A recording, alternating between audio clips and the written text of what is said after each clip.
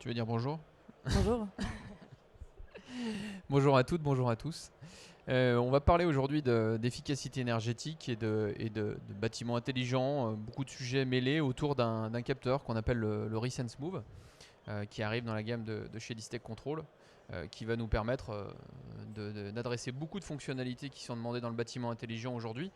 Mais on va parler aussi de bâtiments intelligents en rénovation, et ça c'est important, ça va nous permettre aussi de présenter ces aspects. Je serai accompagné aujourd'hui de Laura, que je laisse se présenter. Bonjour à tout le monde. Donc, je m'appelle Laura Carminati. Je suis chef de gamme pour les capteurs et interfaces occupants chez Distech Controls. Donc Laura est la personne qui s'est chargée du développement de ce produit-là, donc elle pourra répondre à toutes vos questions avec moi. Ou Moi, pas. je suis juste un Passaquet, ou pas, on verra. Moi, je suis juste un Passaquet, je suis directeur régional des ventes pour la région parisienne et le nord de la France chez Distech Control. On va voir différents aspects du capteur. Alors, vous verrez que la pierre angulaire de la présentation est vraiment le capteur. On va vous le montrer, le présenter, répondre aux questions. Mais on va vous montrer dans quelle mesure ça va devenir quelque chose de très important. C'est quelque chose qu'on a assez peu dans les architectures aujourd'hui et qui va nous permettre de faire les choses de façon très efficace. Alors, on parle tous ici d'énergie, d'efficacité énergétique, et ça sera aussi le cas. Ici, hein. Donc on va voir traiter des cas d'usage, des enjeux énergétiques, mais on verra que ce type de capteur, donc qui fait du comptage de personnes, qui vient remplacer ou compléter les multicapteurs qu'on connaît aujourd'hui qui gèrent de la présence, vont avoir des utilités et vont créer une donnée qui va être intéressante pour d'autres services que ceux auxquels on pense sur la gestion du chauffage, de la ventilation, des activités, des services de connectivité dans le bâtiment, l'aide à l'agrégation de certains services externes aussi au bâtiment. Donc ça va donner de la donnée au RH, ça va donner de la donnée justement au facility manager et puis à d'autres personnels dans le bâtiment. Donc c'est un capteur qui va devenir très important dans nos bâtiments et en tout cas on va dire augmenter l'attractivité des espaces. On verra, on détaillera l'offre, hein, l'autonomie ou l'intégration dans une architecture de chez Distech ou une autre architecture, hein, que ce soit en neuf ou en rénovation. Et puis à la fin, on répondra aux questions éventuelles que vous pourriez avoir. Donc, quels sont les enjeux et les données d'entrée quand on pense à ce capteur, hein, en tant qu'industriel, quand on crée un nouveau produit ou une nouvelle solution, un nouveau logiciel? Il y a toujours un besoin derrière qui est exprimé, donc ça fait quelques temps que les clients nous expriment des besoins sur une précision un peu plus importante, pour des raisons, hein, que vous connaissez, hein. Les bâtiments pèsent lourd, hein, dans l'empreinte carbone et dans la consommation, dans les deux, hein, au niveau mondial et au niveau de l'Union européenne. On passe beaucoup de temps à l'intérieur, donc regardez un petit peu comment se passe la qualité d'air, la température, le bruit. On va voir tous ces aspects-là sont traités par le capteur et d'autres encore, la connectivité. Donc il est appréciable de pouvoir passer du temps de qualité au bureau, donc ce capteur-là va y contribuer. On a des vraies questions aujourd'hui, hein, qui sont les deux derniers que vous voyez, hein, qui sont autour du coût des mètres carrés, de l'occupation des mètres carrés, et puis tout simplement, hein, pour parler très franchement, pas mal de nos clients nous disent on doit trouver des solutions d'intérêt pour ramener les gens dans les bureaux, tout bêtement. Donc on a parlé de passer du temps de qualité au bureau, c'en est une, mais aussi d'apporter un niveau de service et de connectivité important. Et ça, c'est un autre enjeu très très important, donc sur la flexibilité des espaces, l'accueil des espaces, et puis la possibilité d'avoir ce qu'on a perdu un petit peu, hein, il y a dans les années 80, 90, même 2000, on avait un service au bureau qui était un peu supérieur à celui de la maison en termes d'automatisme et autres. On l'a un petit peu perdu au sens de la maison connectée maintenant, où on a beaucoup de services connectés sur notre smartphone ou sur notre box. Et donc le bureau est un peu à la traîne en termes d'automatisation, ce qui paraît fou, hein, mais on est obligé aussi un petit peu de suivre cette tendance-là qui nous oblige à revenir vers au moins le même niveau de connectivité au bureau qu'à la maison. Donc la vision pour les bâtiments intelligents, Laura, tu peux nous en dire un petit peu plus sur cette Oui. vision? Merci Justin. Donc chez Distech Controls, quand on travaille sur un produit ou une solution, on a vraiment une vision pour rendre les bâtiments plus intelligents, plus humains, également plus durables. Plus intelligents parce qu'on a besoin des données pour prendre les bonnes décisions. plus humain, parce que le bâtiment, c'est pas que les murs et les fenêtres. Le bâtiment est vraiment fait pour l'humain, pour travailler, pour étudier. Donc c'est essentiel le temps qu'il passe à l'intérieur, qu'il passe bon temps et pour son bien-être également, pour le confort. Et plus durable, en fait, c'est la chasse aux économies pour rendre le bâtiment plus efficace. Donc c'est vraiment la vision pour chaque projet, pour produit qu'on vise, rendre le bâtiment plus intelligent, plus humain, également plus durable. Vas-y. C'est à moi. Donc, tu as te mettre à ton... Comme tu veux. Donc, avant, on rentrait vraiment dans la solution. Donc, on vous montre ici sur la table. Les buts, avant de parler vraiment des fonctionnalités et les informations techniques, c'est donner vraiment quels sont les bénéfices et quels sont les cas d'usage. Donc, dans les prochains slides, qu'est-ce qu'on va montrer? Ça va être 2 cas d'usage qui sont liés avec nos systèmes de contrôle, dans le système de GTB. Et premier cas d'usage qu'on va vous montrer, et je pense que c'est là que vous allez voir vraiment quels sont les bénéfices à avoir en multicapteur avec les comptages de personnes pour vraiment de renouvellement d'air, pour meilleure efficacité et meilleure qualité d'air intérieur. C'est vraiment le but, c'est amener la bonne quantité d'air au bon endroit et au bon moment. Deuxième cas d'usage que Justin va présenter ensuite, ça va être par rapport au contrôle intelligent pour meilleur confort dans des occupants et également en optimisation de consommation d'énergie. Donc, ce sont vraiment 2 cas d'usage qu'on va montrer tout à l'heure. Et après, il y a un troisième cas, mais qu'on ne va pas présenter aujourd'hui, c'est le système de ventilation qu'on va dimensionner grâce à une connaissance de l'utilisation réelle de l'espace. Donc, le premier cas d'usage, donc on a travaillé sur petit, on peut dire cartoon comics parce que c'est assez facile pour comprendre. Donc, le premier cas d'usage, c'est par rapport au contrôle intelligent de renouvellement d'air. Donc, ici à droite, à ma droite, vous avez une salle de réunion standard. Donc, dans cette salle de réunion standard, vous avez un capteur de CO2. Et c'est une solution pour dire réactive. Pourquoi réactive? Parce que les ppm qui vont monter jusqu'à 1000 ppm à 1200 ppm, donc on réagit à quelque chose. On a un problème, donc on réagit. En ces moments-là, on va amener plus d'air.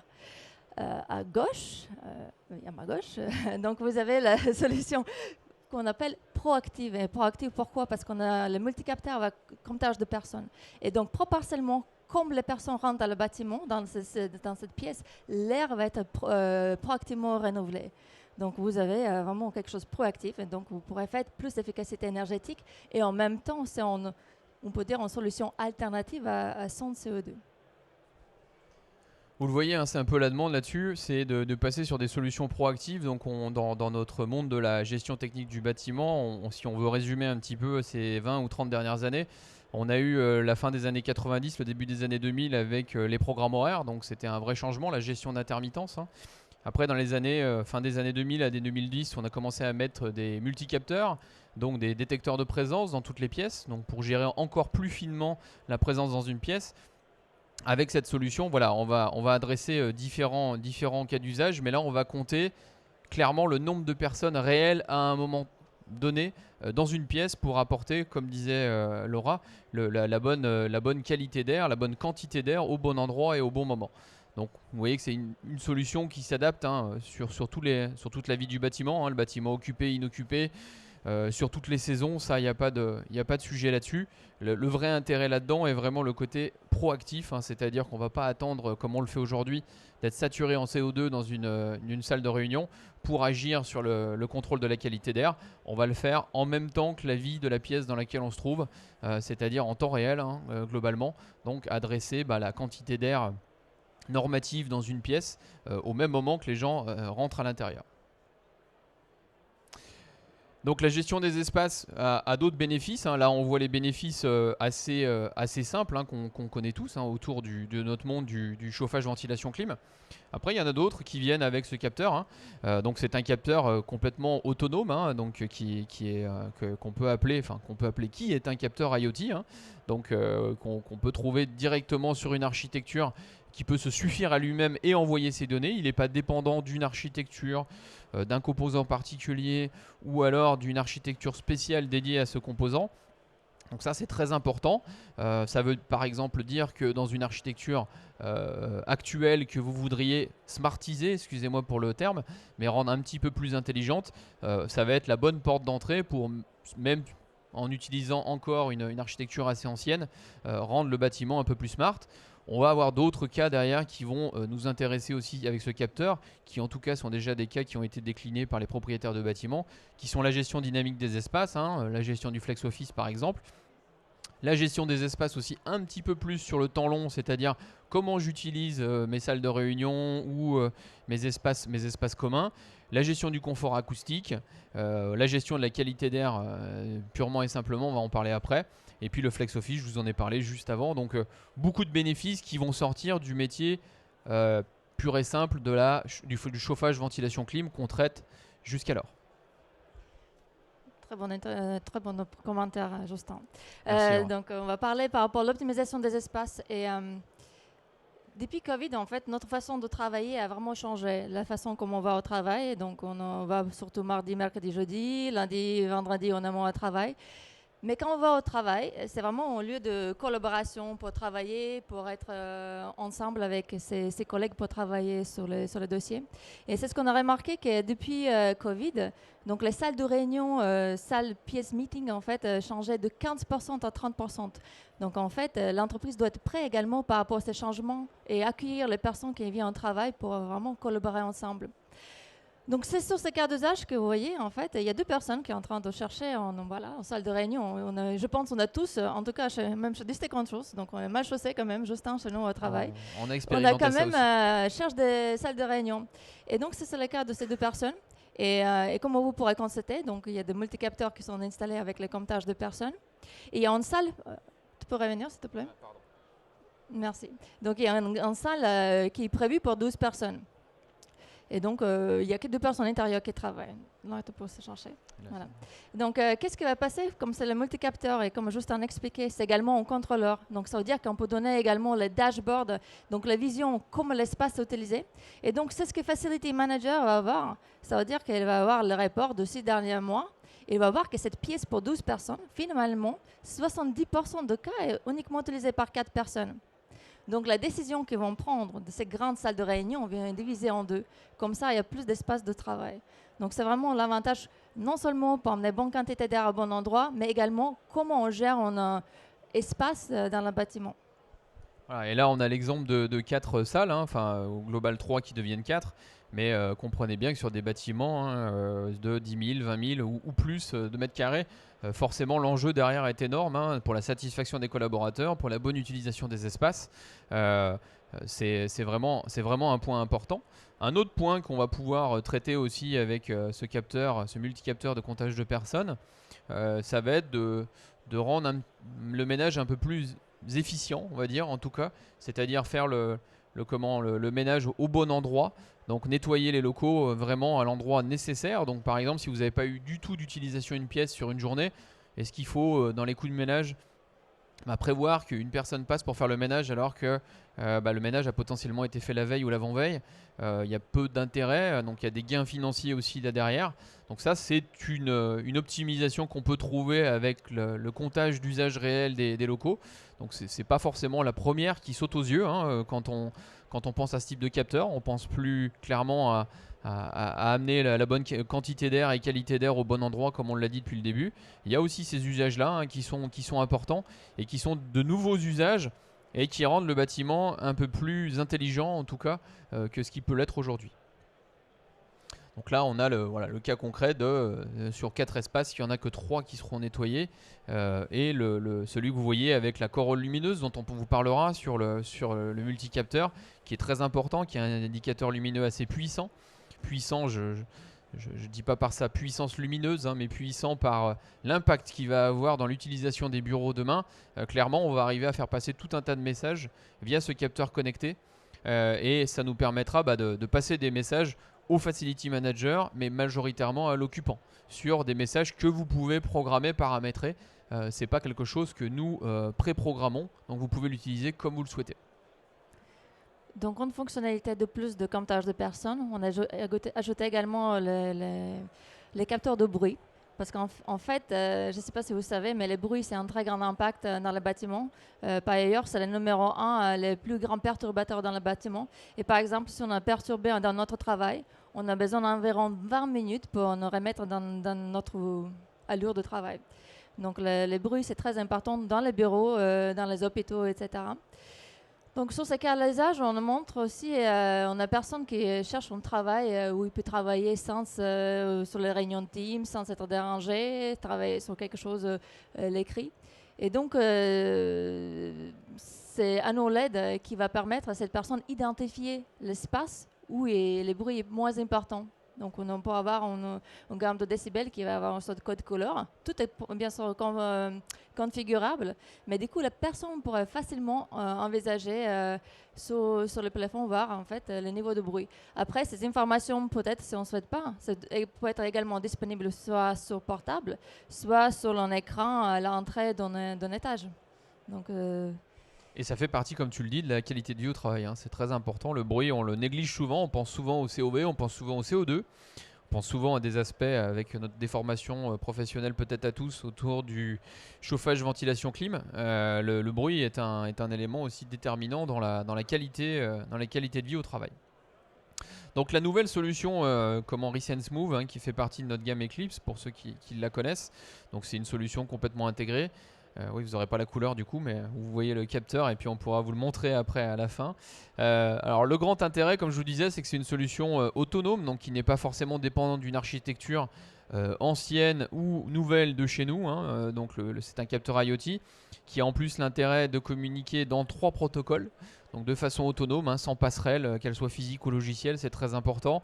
Donc en BACnet, hein, puisque ça c'est le langage terrain qu'on utilise beaucoup aujourd'hui, et même en BACnet SC, donc Secure Connect pour ceux à qui ça parle, c'est-à-dire la sécurisation du protocole tenant aboutissant. Il n'y a pas un endroit qui devient une faille de communication dans votre bâtiment avec le BACnet SC, ça c'est très important.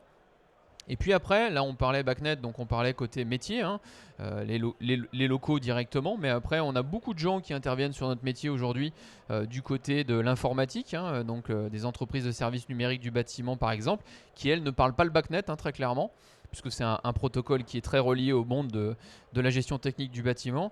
Et là, on a 2 autres langages qui parlent beaucoup plus aux développeurs informatiques, qui vont être le RESTful API et puis le MQTT.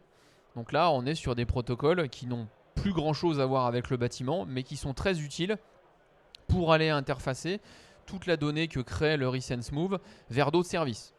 Globalement, pour faire simple, quand on va adresser de la donnée relative au CVC, au chauffage, ventilation, clim, on va la faire transiter par du BACnet.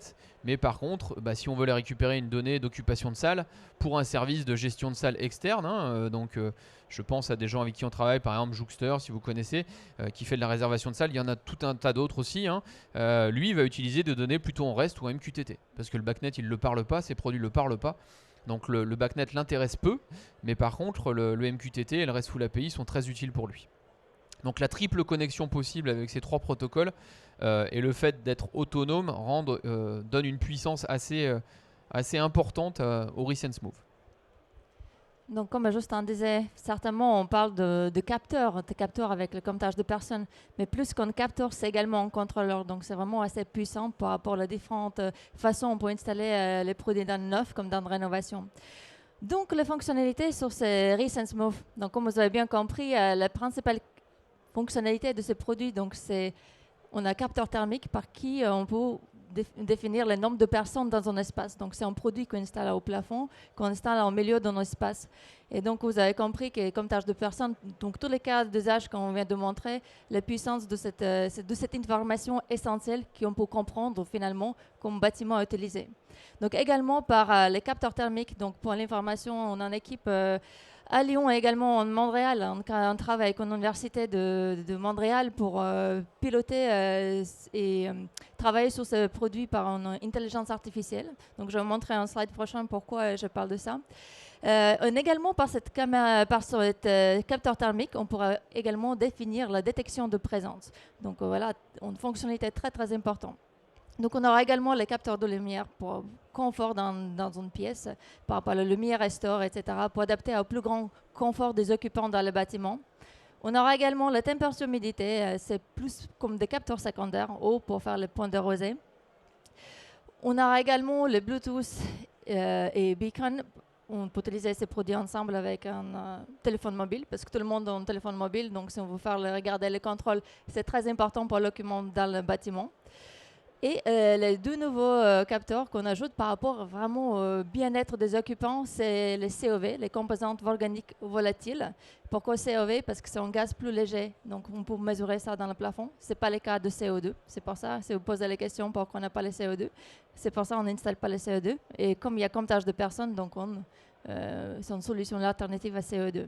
Et également, comme vous avez vu, on a donc intégré la détection de bruit pour faire cet environnement confortable quand on est dans un bâtiment.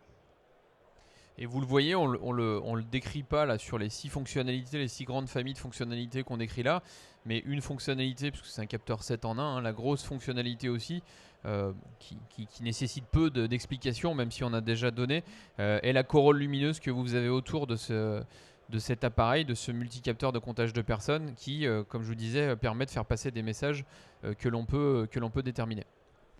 Donc, si vous posez la question, pourquoi on utilise capteur thermique, c'est pour une vraiment simple mais très importante raison, c'est par rapport à la confidentialité qui est dans le bâtiment. Donc, on veut comprendre comment l'espace est utilisé, mais on ne veut pas connaître les personnes qui sont dans cet espace.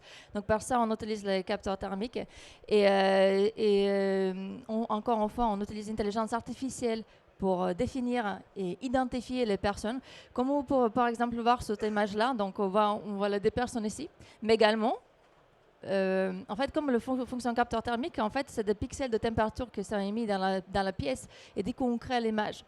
Et donc, la difficulté avec garder la confidentialité et ne pas connaître, c'est identifier vraiment les personnes. Parce que, par exemple, au milieu, vous avez ici, je prends le doigt, désolé, c'est un ordinateur. Et comment ça émettait également la chaleur. Et comment reconnaître que ce n'est pas en personne, mais c'est un ordinateur.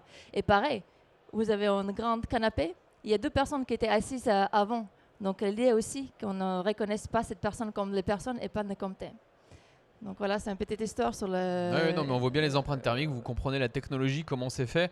Et aujourd'hui, outre le capteur, le gros travail qu'on réalise en interne, c'est toute la R&D et l'IA qui nous aide à faire la discrimination entre un ordinateur chaud, un café chaud, un chien, une personne. Voilà, tout un tas de cas qui peuvent avoir lieu dans un bâtiment. Comme disait Laura, vous voyez l'empreinte thermique d'une personne qui a quitté le canapé, on la voit encore sur la gauche. Et pourtant on la compte pas comme une personne, donc c'est toutes ces différences qu'on doit faire, cette discrimination comme on dit entre les différentes empreintes pour faire en sorte de faire zéro faux comptage. Et c'est pas forcément simple parce que plus vous approchez de la réalité des 100% de justesse, et les derniers pourcents sont difficiles à trouver, donc on en est là sur ce capteur. Donc l'interaction lumineuse, je vous en parlais, et là on la détaille.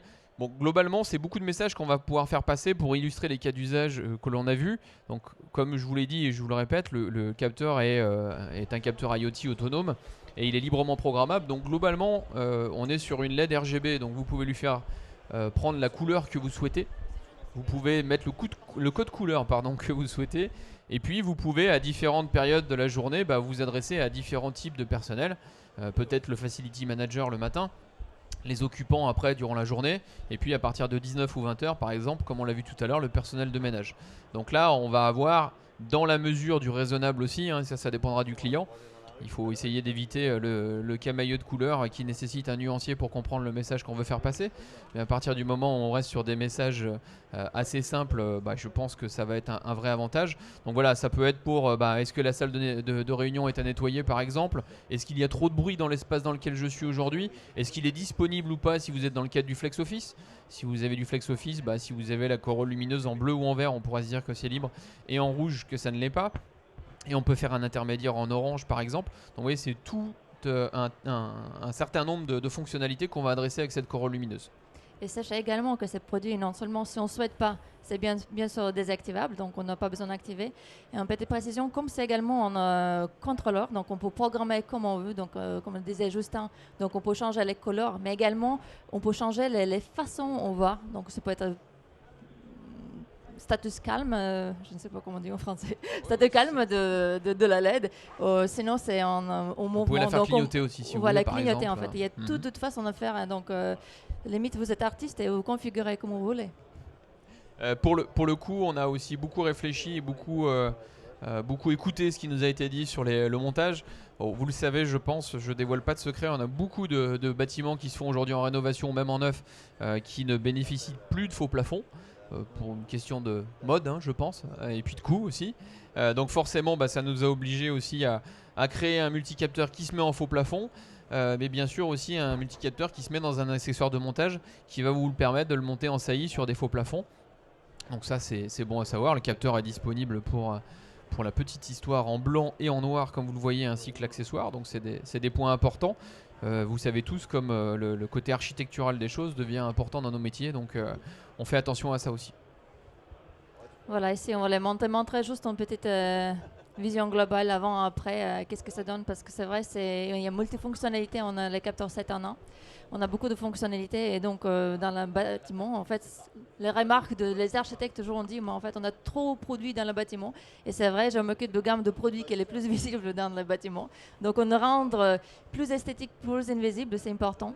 Donc avec cette capteur tout en 1, donc on enlève tout ce qui est la qualité d'air, l'occupation. Il y a ça également les capteurs de bureau, office, en fait, bureau, de flex office, etc. par exemple. Donc on a multicapteurs qu'on peut mettre dans le plafond pour compter des personnes dans notre fonctionnalité qu'on a déjà présentée. Il faudra juste par contre ajouter les températures, parce que les températures on mesure en mur. Voilà, donc vous l'avez compris, on apporte beaucoup plus d'intelligence dans le bâtiment en rationalisant en plus les équipements, ce qui est important hein, en termes aussi de vision RSE, de tout ça, hein, d'empreinte carbone. Essayer de faire beaucoup mieux avec moins, donc ça rentre aussi dans une démarche de sobriété énergétique. Tout ça est important pour nous. Je passe très rapidement là-dessus parce qu'on en a déjà parlé. Comme on vous l'a dit, le capteur est autonome et la donnée est libre et gratuite. C'est-à-dire que la donnée qui sort de ce capteur, vous pouvez l'utiliser, même un service tiers peut l'utiliser de façon gratuite. Donc ça c'est très très important. Je passerai rapidement là-dessus. Et elle bénéficie de la connectivité augmentée, on va dire, avec notre gamme Eclipse. Par exemple avec la connexion native au cloud Microsoft Azure. Donc on l'a vu sur cette présentation et après on va passer aux questions-réponses. On répond avec ce capteur à des enjeux d'occupation, d'attractivité des espaces. On rentre aussi encore un petit peu plus fort dans la connectivité et les services. C'est ce qu'on avait sur nos architectures, mais il nous manquait le capteur qui était au niveau des contrôleurs. Ça y est, nous l'avons dans la gamme. Et on a vu, alors c'est l'enjeu, je les prends à l'envers, excusez-moi, mais l'enjeu le plus évident, tous les enjeux énergétiques autour de ce multicapteur qui sont d'apporter la bonne température, la bonne qualité d'air au bon endroit et au bon moment. Et je crois qu'on a manqué un slide. C'était pas le port dashboard en fait. Et comme l'avantage que ces produits, c'est également un contrôleur. Donc le cas d'usage que vous avez vu avec les facility managers, en fait, par défaut dans le produit également, on a des dashboards parce qu'avoir les données c'est bien, mais il faut savoir exploiter et savoir visualiser. Donc intérieur, de base, on aura également de dashboards pour visualiser. Et nous avons beaucoup parlé, donc je pense qu'on doit avoir 2 minutes pour les questions-réponses. C'est ça, on m'a fait signe que c'est 2 minutes. Si vous avez des questions, des réponses, nous y répondons dans la mesure du possible avec plaisir. Allez-y, attendez, je vais essayer de vous entendre. Peut-être que sans les écouteurs, je vous entendrai. Bonjour, merci. Tout est relié, le capteur est relié après avec les régulateurs pour faire varier les débits d'air. Vous avez toute la gamme de produits évidemment Voilà, c'est une très bonne question. Comment il se relie hein, et je vous ai dit il est autonome, je n'ai pas insisté trop sur la technique. On aura globalement 3 niveaux de réponse sur la connectivité. Aujourd'hui il est en PoE passif ce capteur, donc il va s'intégrer dans une architecture IP comme on les connaît aujourd'hui. Et demain on va avoir un autre capteur un petit peu plus long terme qui va se connecter directement au contrôleur, donc de façon assez passive sur le contrôleur. Aujourd'hui c'est un élément actif de l'architecture IP. Je ne sais pas si ça répond à votre question. Et également, il y a le 24 volts.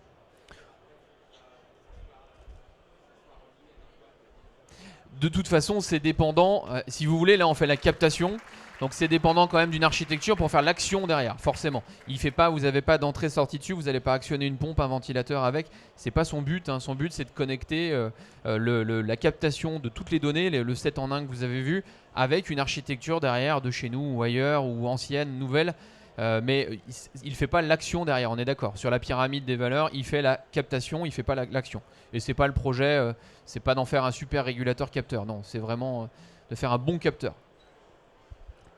Pour votre information, le QR code, c'est carte de visite de Monsieur Justin. Juste pour information. Est-ce que vous avez d'autres questions? Dites-moi, ou après on reste un petit peu, hein, si... C'est bon? Bah merci à vous. Merci. Merci pour votre attention. Merci beaucoup.